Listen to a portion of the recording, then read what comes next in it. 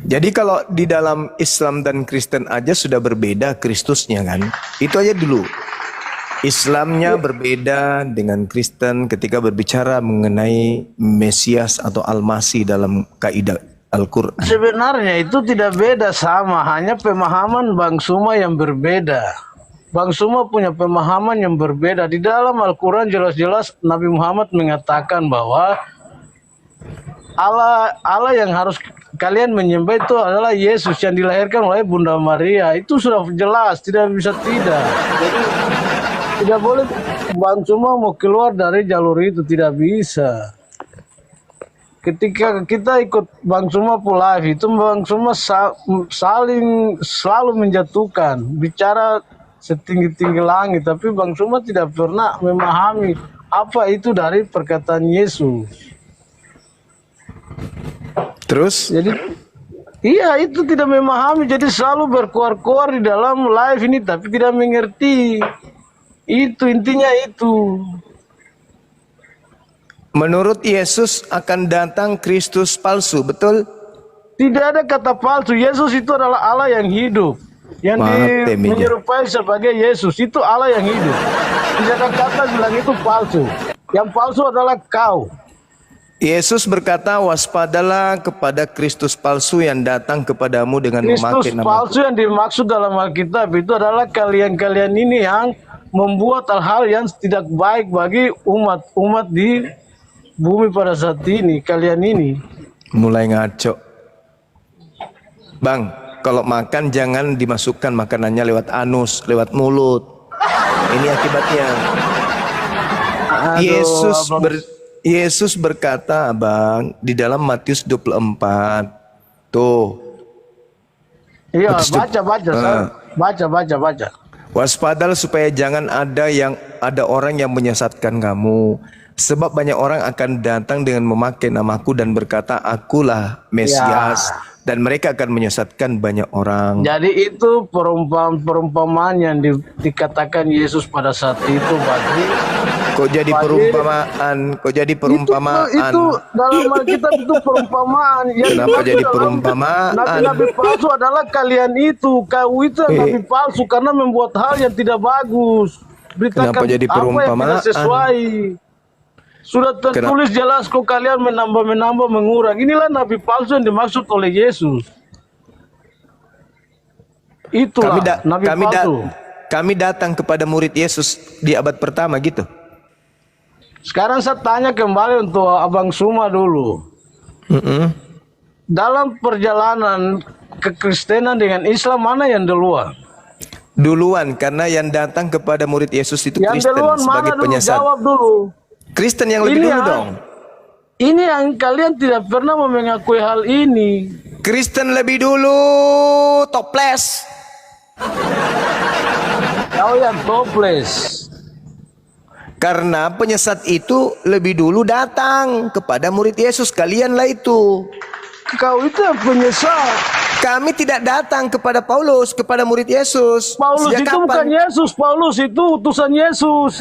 Iya, utusan Kristus, penyesat. Udah, kami udah tahu itu. Penyesat. Kau sekarang penyesat bagi umat Islam. Anda harus tahu dalilnya dulu. Murid Yesus berkata kepada muridnya Bani Israel agar waspada kepada penyesat yang datang kepada muridnya abad pertama. Begitu Cak Ayu. Kenapa sekarang jadinya kita? Jadi kami yang penyesat. Kan yang penyesat itu yang datang di abad pertama, datang kepada murid Yesus. Begitu toples. Memang kalau Yesus ngomong apa itu Bang Zuma? Kalau pakai sinden kayak mana itu? Waspadalah kepada penyesat yang datang kepadamu memakai namaku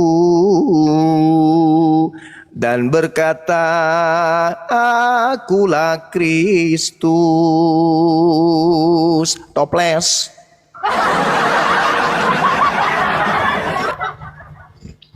Tahu Ji artinya itu toples, tahu Ji?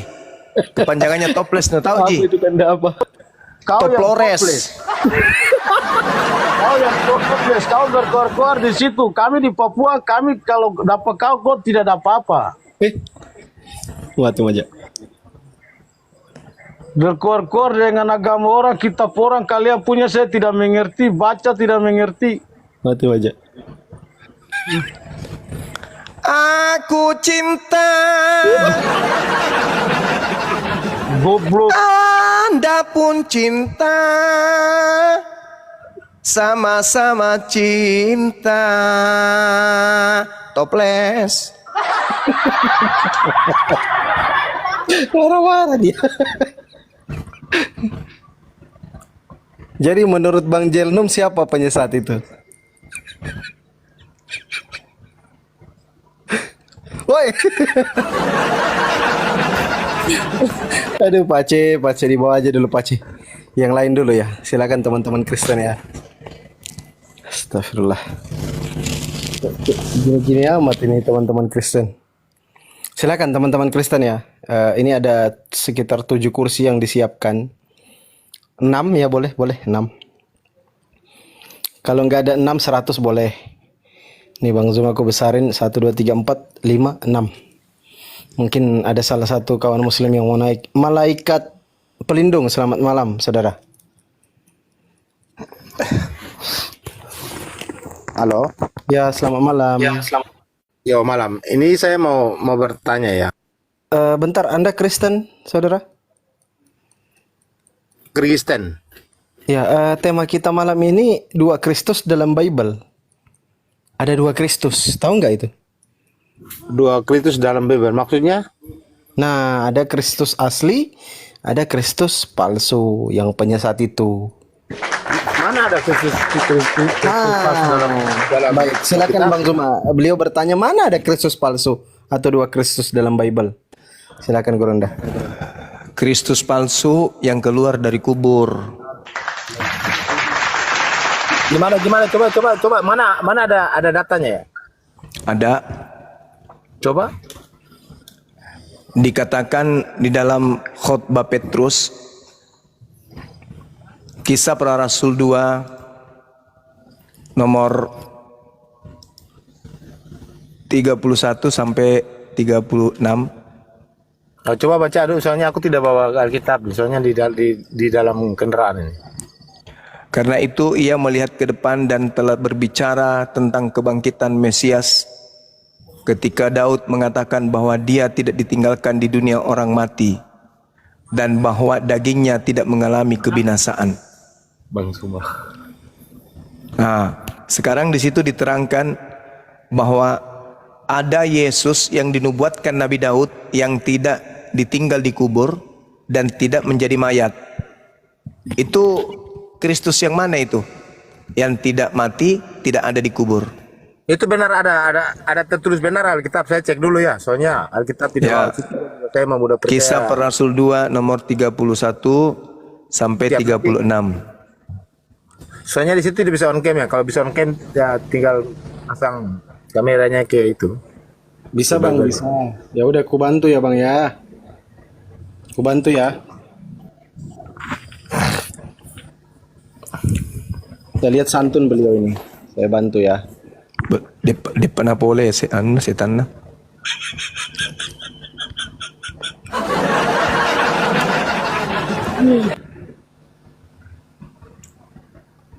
Udah bisa dibuka Bang di handphone kawannya kali. Kalau bisa dibuka silakan dibuka, kalau enggak aku bantuin.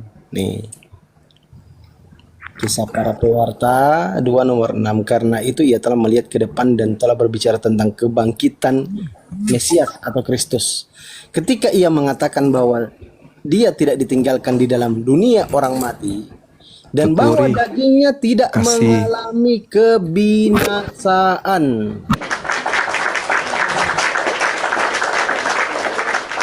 Jadi kata Kisah Para Pewarta 2 nomor 31 ini Bang, dagingnya itu tidak mengalami kebinasaan atau enggak mati. Oke siap. Ini oke. Saya ini benar ya, ada datanya. Oke, saya mau tanya sesuatu tentang Islam bisa nggak? Ini temanya diselesaikan dulu, Bang.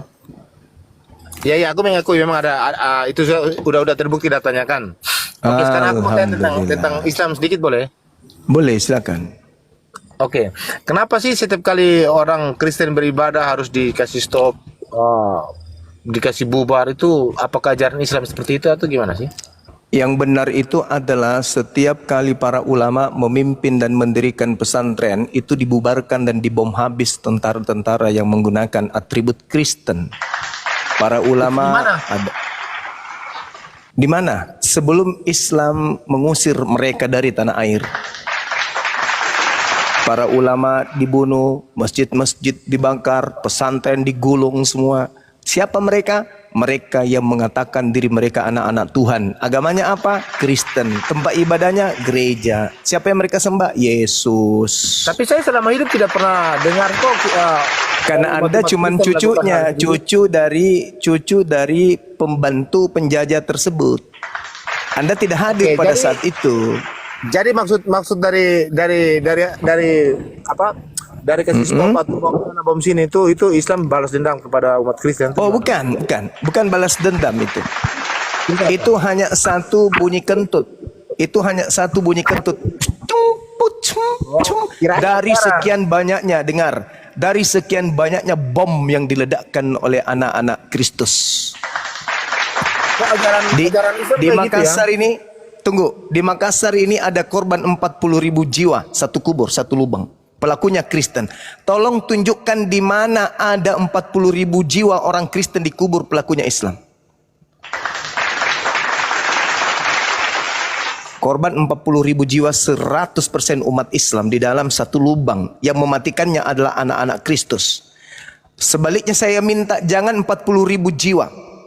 10 orang atau 9 atau 8 atau 7 atau 6 atau 5 atau 1 yang dilakukan oleh orang Kristen mengatasnamakan Al-Quran. Kamu bisa mengatakan sekarang Kristen itu terzolimi, bisa. Kenapa? Karena kamu hidup di mayoritas Islam. Kamu merasa, oh kami ini apa? Andai coba kalian yang mayoritas di Nusantara ini, masihkah anak-anak kami bisa berjalan dengan tenang ke masjid? Andai kalian yang duduk menjadi 01, 02, 03 di negara ini, apakah masih bisa didengarkan toa di masjid membacakan Al-Quran?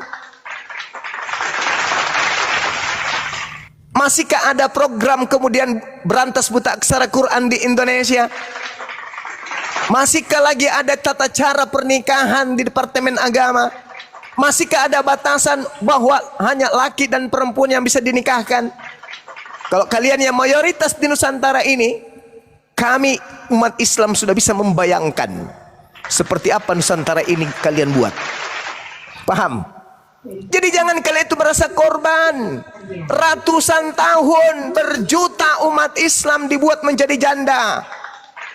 Jutaan kemudian umat Islam dibuat menjadi yatim piatu. Siapa pelakunya? Kristen penyembah Kristus. Jadi jangan sok cantik. Di mana-mana kami mau ibadah dilarang. Di Ya mana datanya? gereja Tidak ada itu hoax ditutup. saja. Nenekmu Kamu kiper, ada aja kamu nenekmu tuh. kiper, hoax gimana nenekmu kiper? 350 tahun tercatat dengan sejarah tinta darah. Nusantara ini di bumi hanguskan oleh penjajah yang beragama Kristen. Sampai sini paham?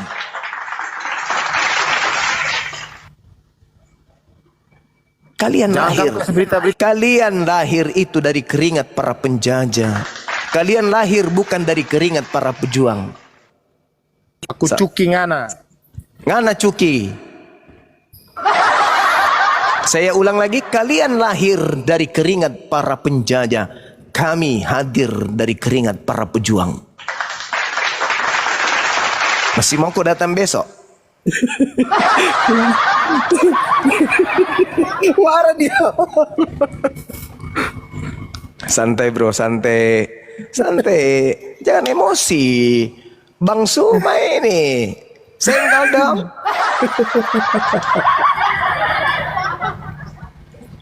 Aku cinta.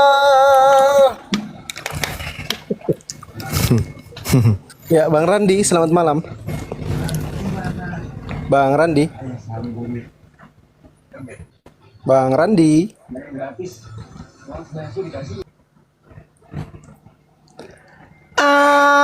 Aku cinta tertatang datang dan kamu pun cinta tertatang tang dung dang dung dung.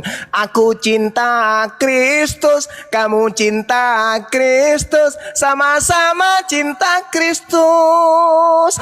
Tapi bedanya Kristusku anak yang suci, Kristusmu orang terkutuk cahayu.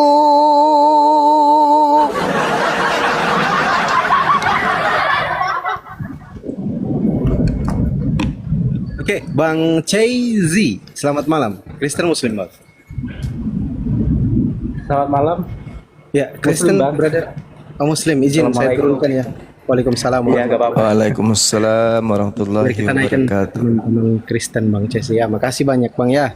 Iya. Silakan teman-teman Kristen kirim permintaan. Ini sebelum Bang Zuma nyinden, coba cepat teman-teman Kristen. Kalau nyinden habis kali ini. Coba aku naikkan lagi ya yang Kristen. Aku mau tiru Bang Zuma nggak bisa, woi. Berapa kali aku coba? Dari cetakannya bro, dari sana. Ya, Bang Petualang, selamat malam. Abang Petualang. Oke, di mute ya. Ada Bang Tony. Bang Tony. Oke, masih terputar ya signalnya ya. Silakan teman-teman Kristen nih, ada beberapa kursi disiapkan untuk teman-teman Kristen biar bisa belajar, biar bisa memahami, biar bisa pintar. Kalau di Komal Muslim itu teman-teman Kristen nggak usah belajar 100 tahun sampai 200 tahun ya. Cukup 1 bulan, paling lama 1 bulan tuh. Kalau mau teman-teman Kristen pintar, itu cukup 1 bulan. Paling cepat seminggu, insya Allah seminggu cepat. Silakan yang Kristen kirim permintaan. Digaransi, yang penting naik sini bawa hidung. Iya dong.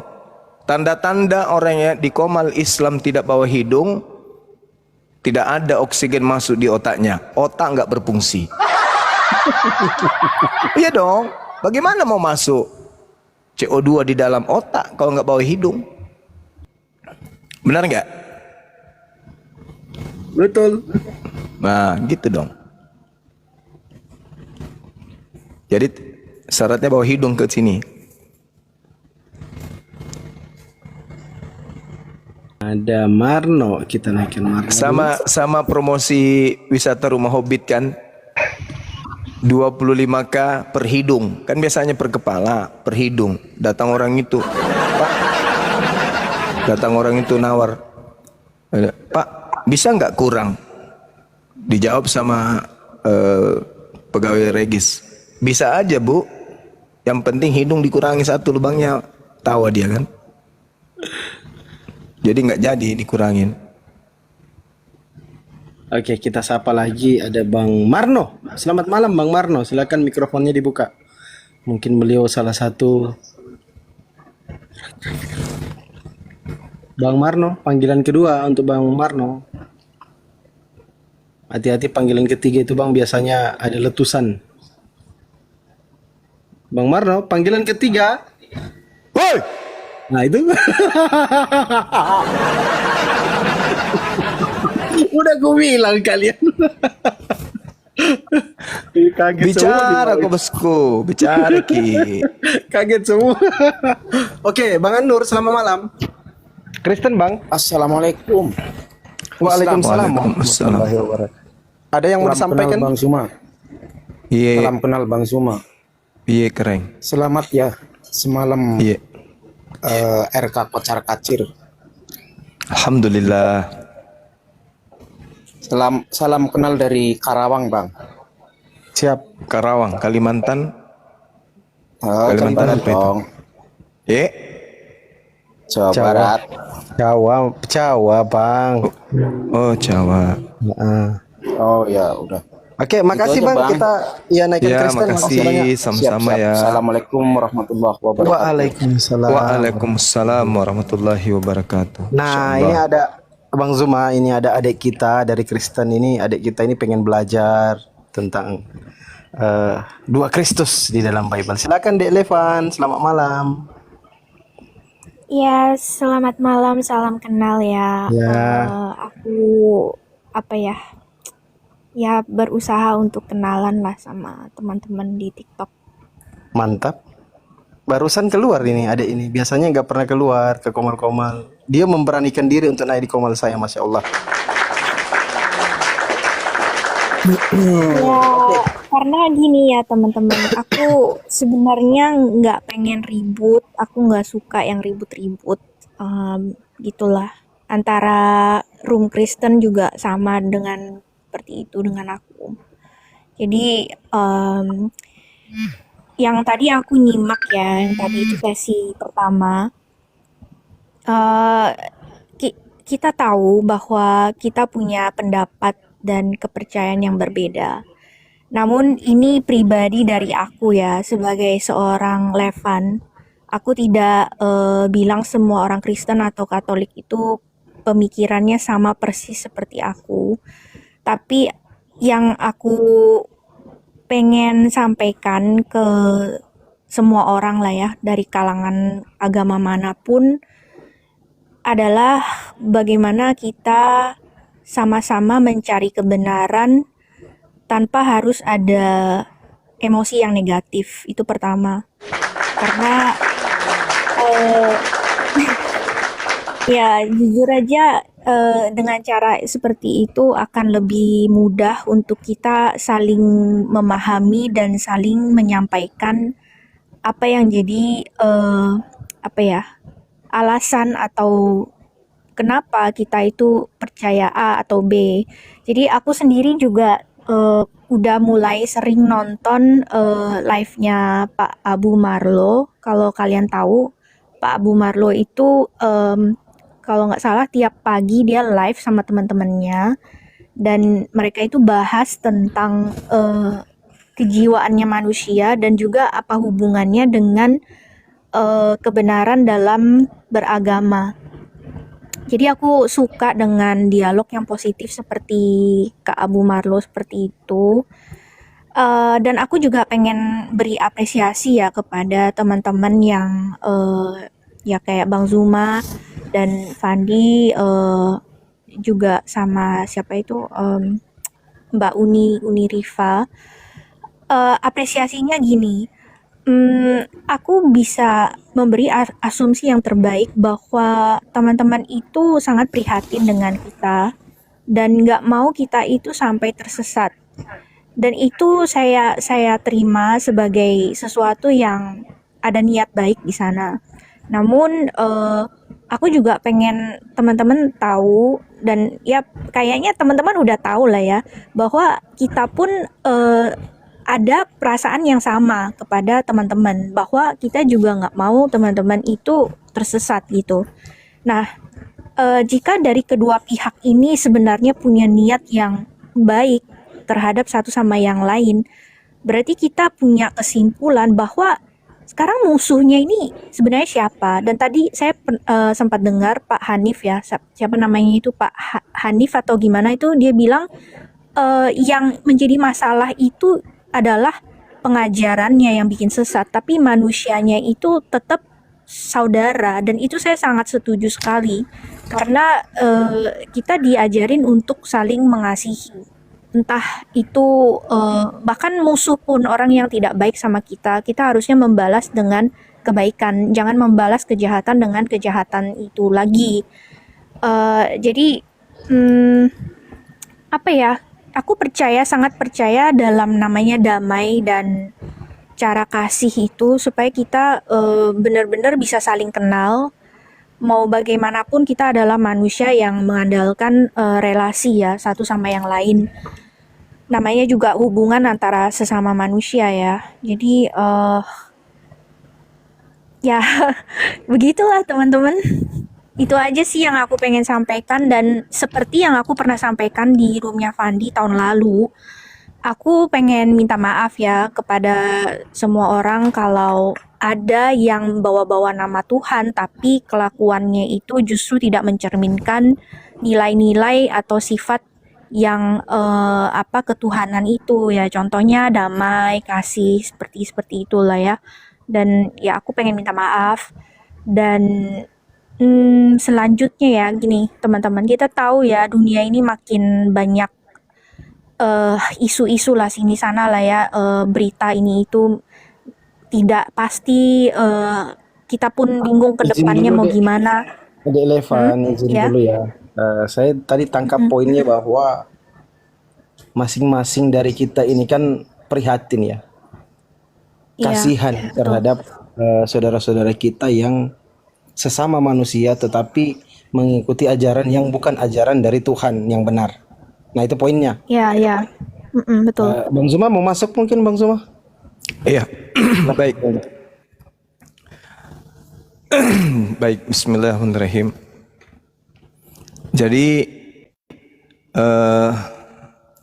kalau kita berbicara mengenai kebenaran secara global, maka akan diperhadapkan dengan dua unsur aja. Unsur benar dan salah, unsur baik dan jahat, dari Tuhan dan dari iblis. Nah, kalau tidak samar yang dari iblis ini, maka manusia pasti akan dengan mudah membedakan ini dari iblis, ini dari Tuhan. Tapi ada satu hal yang menjadi tolak ukur yang langsung menyentuh kepada titik poin kemanusiaan. Karena manusia ini adalah makhluk cerdas, makhluk yang diberikan kepadanya chip, sinyal yang tidak diberikan kepada makhluk lain, berupa akal, di mana akal selalu terkoneksi dengan kebenaran. Kebenaran ini adalah kebenaran ilahi. Kebenaran ilahi akan senantiasa terkoneksi dengan akal manusia jika akal manusia ini menjadi filter untuk menerima informasi benar ataupun tidak benar. Itu dulu. Kemudian semua orang memiliki iman. Iman bagi orang Yahudi, iman bagi orang Islam, iman bagi orang Kristen, iman bagi Buddha, Hindu, itu posisinya adalah semua mengakui imannya benar. Tidak di antara mereka, selama mereka masih menganut ajaran itu, mengatakan salah. Semuanya mengatakan benar. Lalu mana yang harus kita temui untuk menyatakan kebenaran itu adalah hak yang hakiki? Karena semua agama mengatakan imannya yang paling benar. Maka itu tadi yang menjadi tolak ukurnya. Sinyal yang terkoneksi dengan sumber kebenaran. Apa itu? Akal. Orang Islam boleh mengatakan imannya benar, tapi masuk akal enggak? Sesuai dengan akal enggak? Begitu juga orang Kristen bisa mengatakan imannya yang paling benar. Tapi apa betul kemanusiaan kita mampu menerima ajaran itu? Nah, ini yang menjadi tolak ukur. Iman tanpa akal adalah gila. Orang boleh-boleh saja beriman dan mengatakan agamaku yang paling benar. Boleh. Boleh-boleh saja orang mengatakan imanku lah yang paling benar dan aku akan mati dalam imanku. Boleh aja. Tapi ingat, ada yang dikatakan cinta buta. Kemana akhirnya cinta buta itu? Nah, kepada kebinasaan. Kalau cuma sekedar cinta, tapi bertentangan dengan insting kemanusiaan, yaitu buta namanya. Oleh karena itulah kemudian Islam tidak bisa dinilai dari pokok orang-orang yang ada di dalamnya. Islam nggak bisa dinilai oleh oknum-oknum yang ada di dalamnya. Islam dinilai dari kitab sucinya. Begitu juga Kristen. Kristen jangan dinilai dari oknumnya, tapi dinilai dari kitab sucinya. Kenapa? Karena kitab suci ini adalah torehan dari kalimat-kalimat langit. Kalimat langit adalah kalimat Tuhan. Kalimat Tuhan tidak mungkin salah. Karena Tuhan itu maha tahu. Jadi kalau ada kitab yang selalu dikoreksi, selalu direvisi, udah ketahuan dong, itu tidak bersumber dari Sang Yang Maha Tahu. Kenapa? Karena dia butuh koreksi dan revisi serta perbaikan. Bukan dari Tuhan. Yang disebut firman Tuhan, firman Dia yang Maha Mengetahui, tidak mungkin ada kesalahan, tidak mungkin ada koreksi, tidak mungkin ada revisi. Kenapa? Karena itu adalah kalimat-kalimat Dia, sang sumber ilmu pengetahuan. Mustahil ada revisi, apalagi yang merevisinya adalah manusia ciptaan. Maka sebuah agama dikatakan benar ketika kitab sucinya itu suci dari sentuhan-sentuhan tangan dalam hal koreksi, dalam hal revisi, dalam hal perbaikan, dan mencocok-cocokkan kemudian dengan kitabnya agama lain. Ketika kemudian ada salah, dirubah, dikoreksi untuk dicocokkan kepada apa yang disenter untuk dicocokkan. Jangankan manusia, iblis pun bisa terbit, bisa muncul, menampakkan diri seperti malaikat terang. Tetapi apa tolak ukurnya untuk mengatakan ini iblis, ini malaikat? Tolak ukurnya tentu ajarannya. Ajarannya sumbernya dari mana? Dari kitabnya yang dianggap suci. Maka yang kita pertaruhkan di sini adalah hakikat kebenaran yang dilahirkan oleh cakupan Al-Quran dan hakikat kebenaran yang dilahirkan oleh cakupan Bible. Sederhana bukan? Karena semua mulut bisa berkata agamaku yang paling benar. Semua mulut, bisa mengucapkan kami ajaran kasih, kami ajaran kasih sayang, kami. Tapi implementasi itu apakah bersumber dari sang sumber? Atau itu hanya pola yang digariskan dalam goresan-goresan catatan harian orang-orang yang kita tidak kenal? Kalau Al-Quran buka diri, wahai manusia, berkumpullah kalian dengan apa yang kamu punya, kekuatan yang apapun yang kalian punya. Uji Al-Quran ini. Kalau dia bukan dari pencipta langit dan bumi, pasti engkau akan menemukan kesalahan di dalamnya. Beranikah Bible mengucapkan kata yang sama? Wahai manusia, ujilah Bible. Kalau kamu menemukan kesalahan di dalamnya, maka tentu ini bukan dari Tuhan. Beranikah Bible mengucapkan kata itu? Hari demi hari, lembaran Bible, baru dibuka lembaran pertama, sudah nampak kesalahan yang tidak rasional. Halaman pertama sudah tidak rasional. Ada siang dan malam, sumbernya belum tercipta, yaitu matahari. Bisa diterima oleh akal? Tidak bisa. Maka itu tertolak bagi orang-orang yang berakal. Tapi orang yang cinta buta, apapun diambat. Nah ini, karena iblis itu pintar sekali kemudian mengolah data, mengolah penyampaian, menolak bisikan, sehingga dia berhasil. Iblis tidak dikatakan kemudian iblis kalau dia tidak menyesatkan. Penyesatan tidak disebut sebagai unsur iblis kalau penyesatan itu tidak meratakan orang-orang yang tidak berakal untuk menjadi pengikutnya. Sederhana. Bahwa tolak kebenaran itu kembali kepada kitab suci masing-masing. Kristen mengatakan kami orang benar, kami anak-anak Tuhan, kami kasih. Oke, silakan. Tapi dasar kekristenan ini ditopang oleh apa? Bible. Kita uji Bible-nya. Karena siapapun orang yang tidak beragama sekalipun, beliau bisa nampak seperti orang benar. Kenapa? Karena pada diri kita prinsipnya adalah sifat-sifat ilahi itu terbias, tercerminkan kepada manusia. Makanya kita disuruh untuk menjadi pemimpin di atas muka bumi. Kenapa?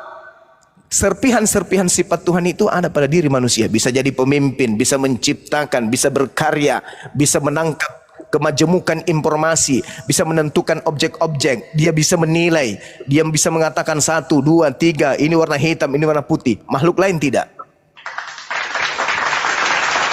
Jadi semua orang bisa tampil sebagai orang benar, melenggang di atas koridor dan memperlihatkan dirinya bahwa dia adalah orang benar. Bisa. Tapi apakah kebenaran yang dijalankan, yang dipraktikkan ini berdasarkan firman Tuhan? Karena orang tidak beragama pun bisa menunjukkan hal seperti itu. Ya, karena sekali lagi saya katakan bahwa kebenaran sebuah agama bukan dilihat bagaimana santunnya orang berbicara, bukan dilihat bagaimana orang itu bermanis ria. Kebenaran sebuah agama ditorehkan oleh kitab sucinya. Saya kira begitu. Sederhananya begitu. Silakan.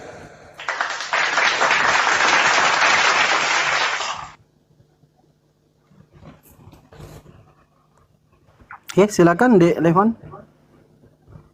Ya, oke.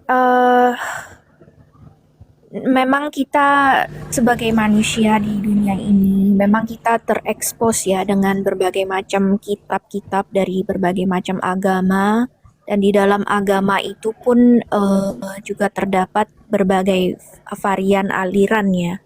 Artinya dalam satu agama punya juga ajaran dogma yang berbeda-beda. Saya apresiasi Bang Zuma menceritakan tentang bagaimana manusia harus berakal. Dan saya rasa ini ada unsur kebenarannya. Karena memang benar, serpihan-serpihan ilahian Tuhan itu memang ada pada diri manusia sebenarnya. Contoh, semua manusia ingin disayangi dan semua manusia ingin menyayangi. Cuma caranya itu seringkali yang tidak tahu atau tidak mampu dipraktekkan. Contoh, kita ambil fakta sederhana. Ketika kita punya konflik dengan teman atau keluarga, mampukah kita memaafkan, saling memaafkan dengan benar-benar memaafkan? Ucapannya terdengarnya gampang ya, tapi dalam realita kita melihat bagaimana banyak kasus di hukum di sana ya, di penjara sekalipun itu sebenarnya konflik karena tidak mampu memaafkan, gara-gara tersinggung atau apa dan melakukan hal-hal yang jahat. Jadi kita backtrack tadi yang aku bilang ya, akal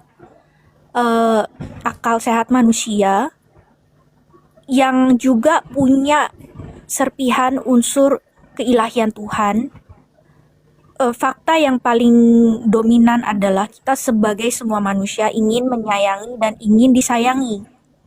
Namun kenapa nyatanya di dunia ini, di penjara ya, itu pastinya di dalam sana itu semua orang campur aduk, berbagai agama apapun aku percaya itu ada di dalam sana yang terlibat dalam perbuatan kejahatan yang basically mereka seperti itu karena tidak bisa memaafkan.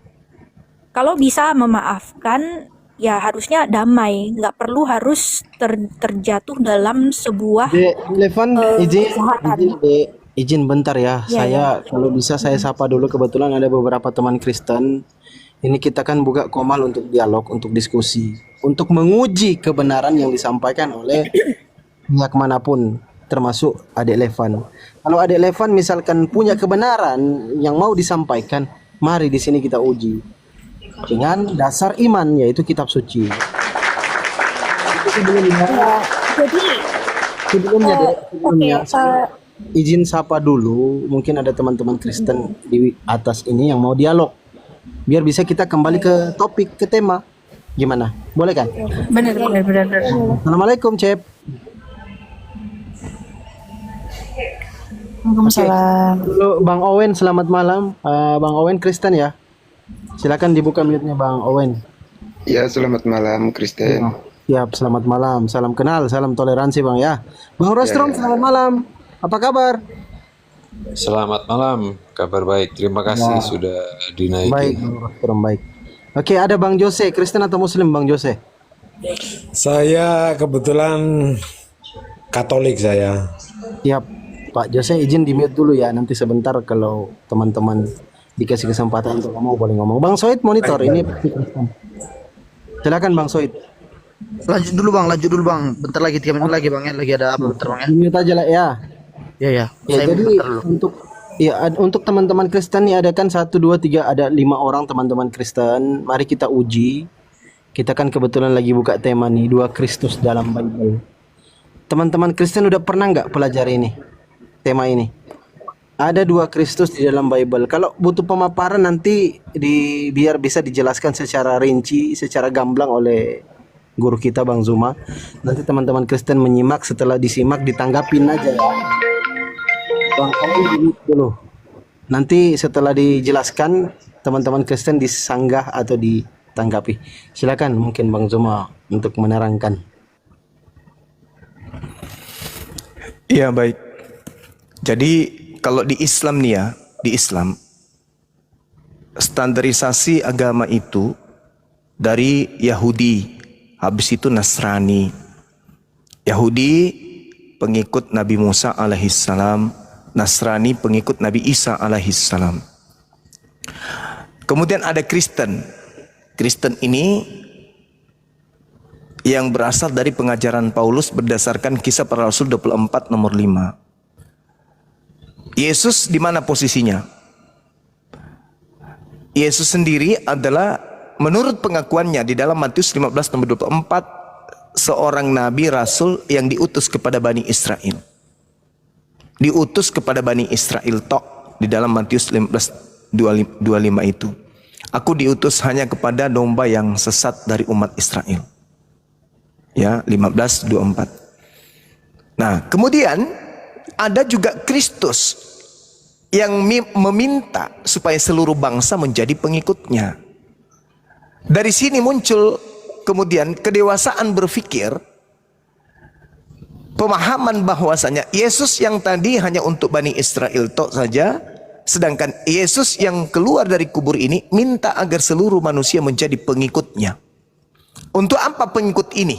Kenapa harus manusia mengikuti dia? Ternyata manusia diminta untuk menuhankan dirinya. Sedangkan Yesus yang diutus kepada Bani Israel mengajarkan pengikutnya menyembah kepada dia yang telah mengutus dirinya turun ke bumi, bukan menyembah dirinya.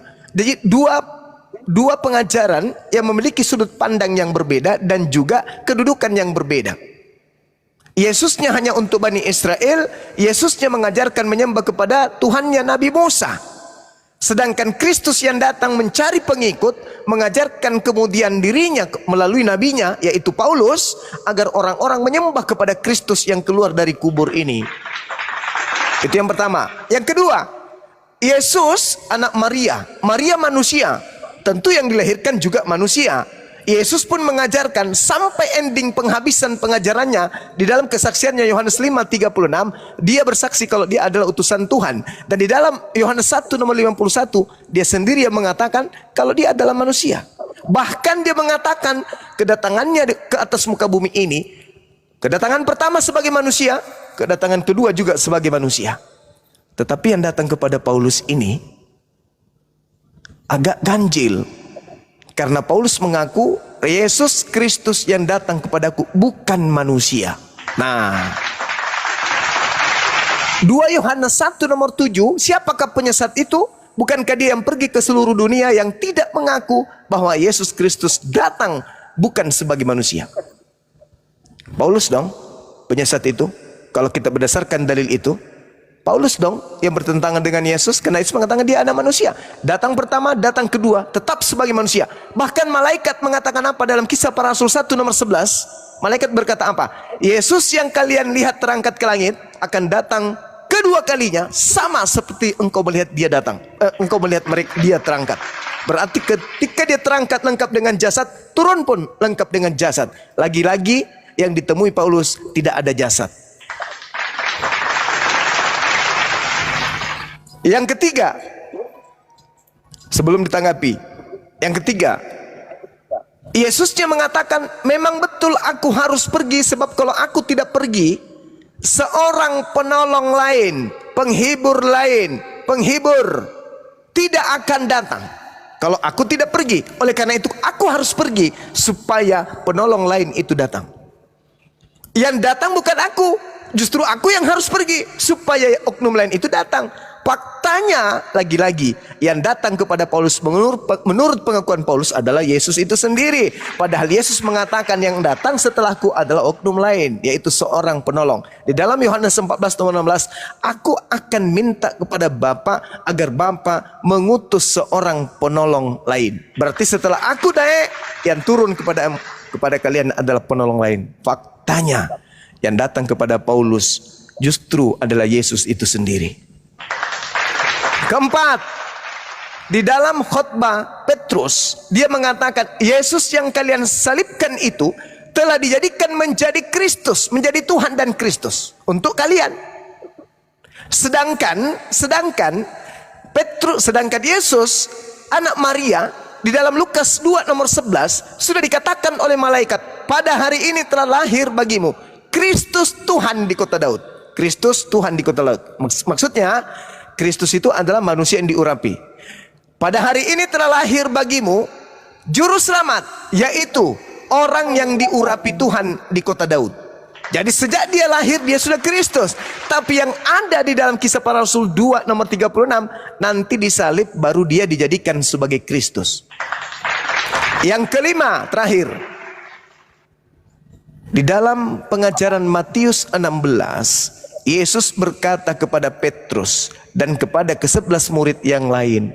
Apa kata Yesus? Jangan aku perintahkan kepadamu agar kamu jangan memberitahukan kepada siapapun kalau aku ini adalah Kristus. Lalu Yesus melarang murid-muridnya supaya jangan memberitakan kepada siapapun kalau dirinya adalah Kristus. Lalu yang diumumkan oleh Petrus di Kisah Para Rasul 2 nomor 36 ini, Kristus siapa? Kan dilarang. Kalau untuk anak Maria dilarang untuk dipublish kalau dia adalah Kristus. Tetapi yang muncul keluar dari kubur ini kok sah-sah saja. Murid Yesus mengatakan telah dijadikan menjadi Kristus. Jadi saya menyimpulkan, saudara-saudara, ketika Yesus berkata waspadalah kepada penyesat yang datang kepadamu dengan memakai namaku dan berkata akulah Kristus. Dan Yesus mengatakan dalam Matius 24 nomor 24, sebab Kristus palsu, nabi-nabi palsu akan datang dan banyak melakukan mukjizat sekiranya mungkin menyesatkan murid-murid pilihan juga. Saya menyimpulkan bahwa itu sudah tergenapi. Nasihat Yesus kepada muridnya agar waspada kepada Kristus palsu itu tergenapi dengan adanya Kristus yang datang kepada Paulus, Kristus yang keluar dari kubur, dan Kristus yang mengaku sebagai bintang timur di Pulau Patmos. Akulah Yesus, bintang timur gilang gemilang. Karena di dalam Yesaya 14 nomor 12, 13, 14, 15 di situ dikatakan iblis naik ke langit ingin menyamai Tuhan, ingin menyeterai Tuhan, tetapi kemudian Tuhan mengatakan sebaliknya, engkau akan kulemparkan ke dalam dunia orang mati alias kubur. Berarti iblisnya yang mengaku Helal bin Zakar, bintang timur, itu dilemparkan ke dalam dunia orang mati. Nah, yang keluar dari dunia orang mati ini justru di Pulau Patmos mengaku akulah Yesus sang bintang timur gilang gemilang. Siapa bintang timur? Siapa Helal bin Zakar? Lucifer. Siapa Lucifer itu? Iblis. Berarti yang datang ke Pulau Patmos, yang datang kepada Paulus, yang datang kepada Ananias, yang datang kepada Petrus ketika keluar dari kubur yang digelari Kristus itu, itulah Kristus palsu yang Yesus nubuatkan. Saya kira demikian, maaf kepanjangan, silakan Anda simpulkan dan Anda tanggapi. Oke, silakan teman-teman Kristen. Mungkin dari Levan mau mulai duluan, silakan Dek. Ya, maaf ya, poinnya banyak. Aku coba ingat ya, tapi yang aku tangkap itu adalah ini kita mau mengkaji Kristus yang asli versus Kristus yang palsu.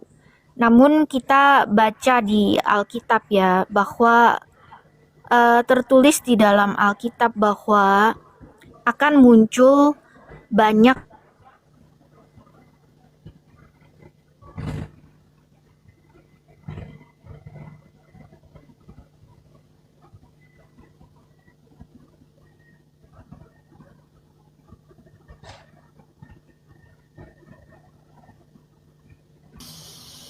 Suaranya hilang ya? Suaranya hilang ya? Oke, Bang Jose mungkin dari Katolik mau menanggapi, silakan Bang. Boleh. Terima kasih, selamat malam Bang Zuma, teman-teman semua. Malam. Saya ini nggak menanggapi sih kalau dua Kristus dalam Bible. Saya anggap apa ya? Setahu saya dari saya kecil sampai sekarang saya tua ini, yang ada itu cuma satu Kristus. Dan kalau di Katolik itu Yesus Kristus itu putra Allah, anak Allah. Karena beliau dititipkan roh ke rahimnya Maryam. Boleh dong setelah dia lahir Yesus memanggil Allah itu sebagai Bapa, karena dia penciptanya adalah Allah itu sendiri. Seperti itu. Jadi kalau menurut saya nggak ada sih di Kristen di mana di Bible itu apa dua Kristus itu mustahil. Setahu saya dari kecil, dari Yesus lahir sampai wafat sampai naik ke surga cuma satu aja. Kalau soal surat Rasul Paulus dan lain sebagainya itu kan gimana ya? Kita ini hidup di zaman sekarang, kita bukan hidup di zaman para nabi. Mau nabi siapapun zaman dahulu, mereka itu saksi hidup dan mereka yang tahu soal kejadian pada saat itu. Kalau saat-saat sekarang, kalau kita bahas masalah agama A, agama B, agama C, dan agama D dan lain sebagainya lah, saya kira konyol lah maksudnya. Saya kira konyol karena apa? Kita semua ini cuma membaca. Kita bukan saksi hidup pada zaman para nabi, pada zaman para rasul seperti itu. Dan sangat-sangatlah tidak bagus lah kalau kita mencerna, mengkaji kitab suci orang lain itu saya kira kurang bagus lah. Saya kira kurang bagus. Karena apa? Kita semua lahir di zaman sekarang dan kita semua ini bukan penulis Injil, kita ini bukan penulis Al-Quran dan lain sebagainya. Kita bukan saksi hidup para nabi baik. pada Oke, zaman tersebut. Itu aja kok. Baik, Saya silakan. cuma mau Bang Zuma. ngomong Ini itu aja. menarik nih. Harus ditanggapi nih Bang Zuma. Ya, baik. Ya, yang pertama, saudara mengatakan bahwa dari sejak lahir Anda tidak menemukan dua Kristus. Apakah Anda sadar ketika Anda mengatakan Yesus 100% manusia dan Yesus 100% Tuhan, itu sudah menunjuk kepada dua Kristus yang berbeda. Oh gitu ya. Gini Bang Zuma. Bang Zuma tahu syahadatnya orang Katolik nggak? Kira-kira tahu nggak? Ya, Apa isinya? Coba. ada 3 poin di dalamnya. Enggak. Bang Zuma tahu nggak syahadatnya Saya orang nggak mau Katolik? mengucapkan karena saya bukan seorang Katolik. Silakan. Enggak. Coba. Aku Silakan Anda percaya- yang mengaca. Dengar ya. Aku Ya. percaya akan Allah, Bapa yang Maha Kuasa, pencipta langit dan bumi, dan akan Yesus Kristus, putranya yang tunggal. Itu aja. Jadi nggak usah kalau kita beragama itu jangan terlalu Oke. berasumsi kemana-mana. Sekarang begini, saudara. Karena Sekarang begini. rahasia enggak begini Bang Zuma. Rahasia ilahi atau rahasia Allah, apapun yang dilakukan Allah, sepintar apapun, secanggih apapun manusia nggak akan bisa mencerna. Itu aja. Saudara, ketika Anda mengatakan Yesus itu 100% manusia, saya tanya, apakah ada 1% unsur kehewanan pada dirinya? Tidak ada lah. Tidak ada. Kalau 1% ketuhanan pada dirinya ada nggak? Kalau 1% ketuhanan pasti ada karena dia anak Allah. Berarti Karena dia utusan tadi Allah. sisi Ya, kemanusiaannya yang cuma bedanya begini. 99%. Bedanya begini Bang. Bedanya begini. Yesus itu lahir dari utusan Allah melalui Roh yang Kalau dititipkan Tuhan lahir ke nggak? Kalau rahim Tuhan manusia. lahir nggak? Ke rahim Kalau manusia, Tuhan Bang. lahir nggak? Kalau Tuhan lahir nggak? Ya lahir. Buktinya ya.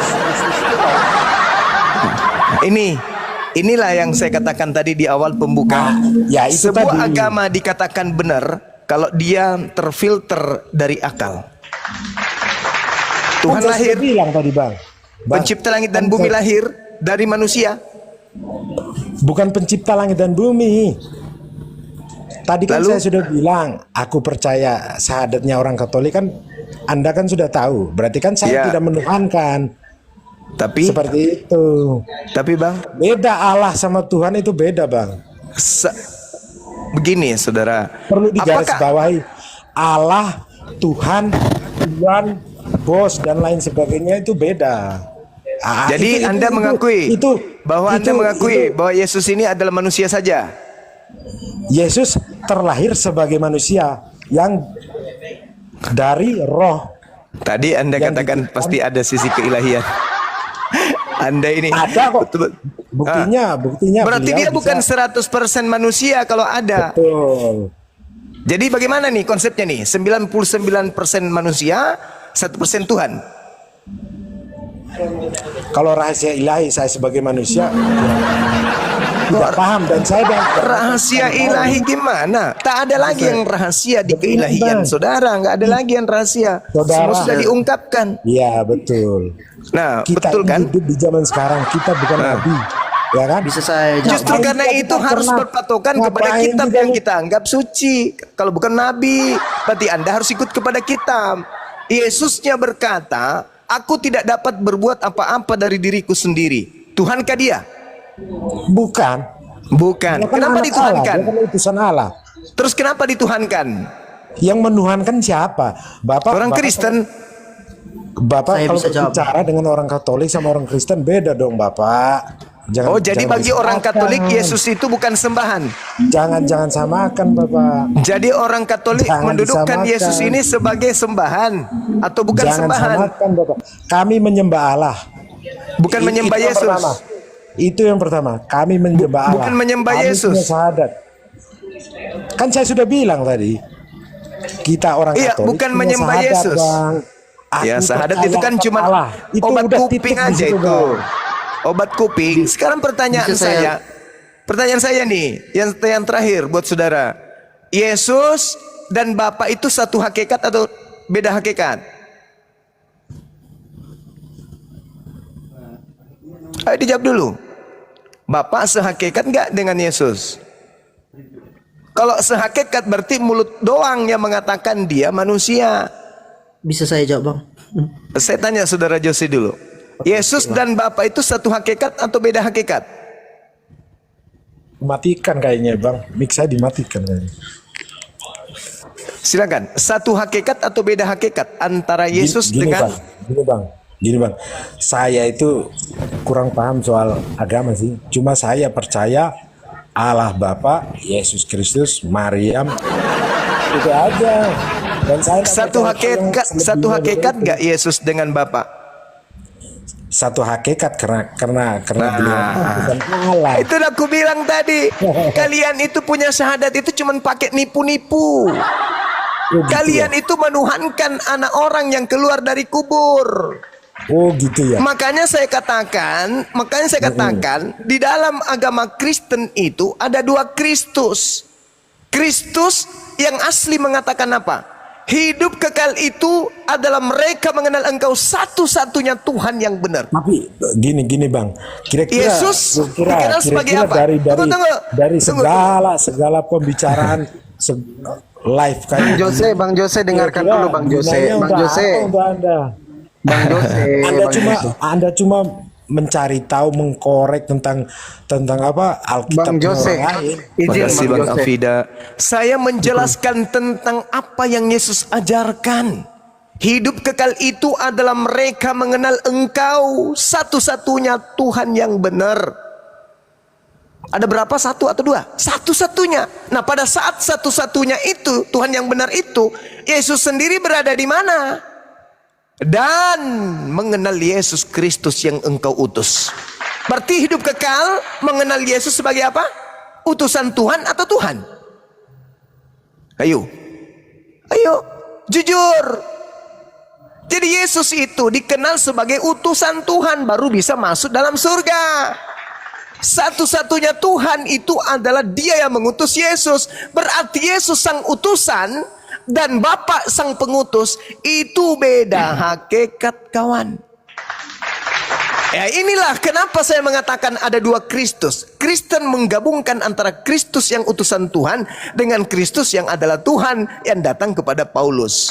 Kalian terciduk menyatukan dua Kristus yang berbeda dengan dipaksakan. Akhirnya apa? Akal mati, pemikiran yang cerdas dihilangkan. Masakan ada kemudian manusia yang tidak bisa berbuat apa-apa sehakikat dengan pencipta yang maha kuasa? Itu kan menurut Anda. Itu menurut Bible. Enggak, itu menurut Anda, bukan menurut Bible. Yesus. Menurut Pada Anda. saat Tuhan satu-satunya berdiri sendiri pada ketuhanannya, Yesus sendiri Itu sebagai menurut apa? Anda. Itu menurut Menurut Anda. Yesus dia duduk Enggak. sebagai apa? Itu menurut Anda. Ketika Itu menurut Tuhan Anda sendiri, karena Anda Jangan emosi ya. Saya berbicara pakai data kawan. Yohanes 17 nomor 3. Kata Yesus, hidup kekal itu adalah mereka mengenal engkau satu-satunya Tuhan. Yesus sebagai apa pada saat Tuhan ini sudah ditunjukkan, sudah didudukkan pada hakikat yang sesungguhnya. Yesus di mana? Dan mengenal Yesus yang engkau utus. Enggak, kira-kira Anda dengan begini Anda naik surga atau gimana Anda ini? Yesus mengatakan, Enggak, beritakanlah kira-kira Anda Injil itu kepada naik seluruh surga makhluk. bagaimana? Saya mengambil bagian itu. Anda- Saya beritakan Anda itu Injilnya kira-kira naik Yesus surga kepada Anda bagaimana? yang selalu mengedepankan Injilnya Paulus. Ingat saudara. Enggak. Paulus Enggak. sendiri Saya jawab, mengatakan, sabar. Paulus sendiri mengatakan dalam satu Galatia 1 nomor 15-16. Apabila ada orang yang memberitakan Injil selain daripada Injil yang aku beritakan, maka terkutuklah dia. Sekarang pertanyaan saya, apakah Injil Yohanes dan surah-surah Paulus itu sama? Ya enggak sama lah. Pak. Enggak Mereka sama. kan pengarang- Berarti mereka apakah kan yang Anda percaya menceritakan dengan Injil Yohanes? kisah. Apakah Anda percaya dengan Injil Yohanes? Ya percayalah. Mereka kan Berarti saksi. Anda dikutuk oleh Paulus, karena Paulus mengatakan terkutuklah orang yang menerima Injil selain daripada Injil yang aku beritakan. Anda percaya kepada Injil Yohanes, Anda terkutuk. Anda percaya kepada Injil Matius, Anda terkutuk. Selamat, Anda dikutuk oleh Paulus. Paham sampai sini? Bang, sorry bang. Mau Injil menurut ini, Injil menurut ini. Mereka Oh, itu nggak saksi bisa. hidup. Anda membantah Mereka dalil itu saksi kita hidup zaman berarti. dulu. Paulus sendiri yang mengatakan. Makanya beragama itu pakai akal supaya Bible tidak bertentangan dengan otak. Harus Anda mendudukkan apa yang tertulis dalam Bible Anda sebagai patron beragama, bukan cuma doktrin. Kalau doktrin tai ayam pun bisa Anda sembah. Ya iya dong. Anda pun Amsal 3 nomor harus- 5. Amsal 3 nomor 5, Anda harus mendudukkan berdasarkan firman Tuhan, jangan berdasarkan pendapat sendiri. Itu dalil. Kasihilah Tuhan Elohimmu dengan akal sehatmu. Kata siapa? Kata Yesus. Itu dalil. Anda percaya Yesus? Anda, bukan menurut. Selalu menurut saya. Anda percaya Yesus? Kalau Anda percaya Yesus, maka Yesus mengatakan apa? Kasihilah Tuhan Elohimmu dengan akal budi. Jangan dengan pemahaman sendiri. Paham sampai sini? Ya paham lah. Udah, syukurlah. Terus? Enggak, saya cuma heran aja kok banyak orang kayak Anda ini yang berkeliaran di TikTok membahas agama orang, sedangkan Loh, apa sih agama gunanya? saya membahas agama ente. Al-Quran saya menjelaskan, dengarkan. Al-Quran saya Gunanya mengajarkan. apa? Gunanya Auzubillahi apa? minasyaitonirrajim. Ittakhazu ahbarahum wa ruhbanahum arbabam min dunillahil wal masiha ibnu Maryam. Wa ma umiru illa liya'budu ilahan wahida. La ilaha illahu subhanahu amma yusyrikun.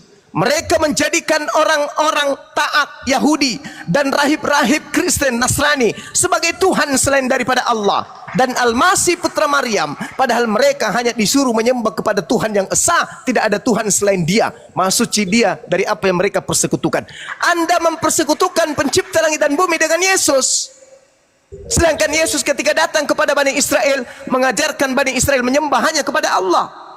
Makanya yang saya katakan, Anda menyatukan antara Yesus yang adalah Rasul dengan Yesus yang keluar dari kubur, itu adalah oknum yang berbeda. Tetapi Anda menggabungkannya menjadi satu. Jadilah bingung seperti ini. ya keliru lah Anda. Tadi kan saya sudah sampaikan sahadatnya kita kayak apa. Itu kan udah jelas kata-katanya. Sahadat yang tidak diimplementasikan dalam perbuatan itu buat apa? Obat kuping. Itu kan elu. Kalau gue kan. Saya tanya lagi sekali lagi. Coba Anda sahadat. Coba Anda sahadat. Nggak usah. Coba Anda sahadat. Ulang lagi. Persaksian Anda apa? Bapak satu-satunya Tuhan dan Yesus adalah anak Tuhan yang diutus ke muka bumi kan? Sekarang pertanyaannya, apakah mereka satu hakikat? Itu urusannya mereka, bukan urusan saya. Yang penting saya percaya. Anda yang saya tanya. Anda mengatakan dia satu hakikat. Padahal Yesus Anda mengatakan itu- antara dia dan Bapaknya Anda itu adalah sok pintar. dua hakikat yang berbeda. Anda itu sok pinter, Anda itu. Bukan sok pintar, saya mengajarkan ajaran Yesus. Di Nggak, dalam nggak, Yohanes orang nggak 8 nomor perlu dengar 29. cerita lu. Orang nggak perlu Yohanes dengar 8 nomor cerita lu. 29 itu ucapan Yesus. Apa kata Yesus? Bapa yang mengutus aku senantiasa menyertai Sebaiknya aku. lu Dia belajar Bapa soal tidak agama membiarkan lu. aku seorang diri. Kawan, Kalau Yesus mengatakan Bapa tidak membiarkan aku seorang diri, tetapi Bapa selalu menemani aku, Yesus dan Bapa berapa orang? Berapa pribadi? Lama-lama lu Berapa masuk hakikat? Kristen lama-lama. Hafal Oh, nggak soalnya. mungkin dong. Saya lebih Kristen daripada Anda. Saya lebih Kristen dari Anda. Saya lebih Kristen dari Anda. Kalau dikatakan Kristen itu pengikut Yesus anak Maria, maka saya lebih Kristus daripada Anda. Saya lebih Kristen. Anda itu bukan pengikut Kristus anak Maria, Anda pengikut Kristus yang keluar dari kubur. Dua pribadi yang berbeda. Ada lagi cerita. Bang Suma. Coba izin Bang. Silakan. sebentar. Izin, Bang. Bang Erik, Nada Bang boleh keras tapi pakai ilmu ya, bukan kita lagi marahan. Saya hanya tegas saja. Silakan. Izin, Bang. Enggak, Bang. Sumpah enggak. Aku cuma Iya, lucu silakan. aja. Pak Jose Ya, izin tertawa lah dulu. Bang. Mute dulu, habis itu tertawa sendiri aja. Kami nggak suka dengar tertawanya orang yang memperbodoh diri Saya belum sendiri. bisa ngomong, Bang. Ya, sabar dulu Iya, Bang. silakan. Sabar saudara, sabar. Kita sapa dulu ada Bang PSH 788 mungkin. Maaf ya, saya sambil ngunyah siri ya. Silakan. Siap kan, udah siap. Ya, Bang PSH ini PHS ini Kristen atau Muslim, Bang?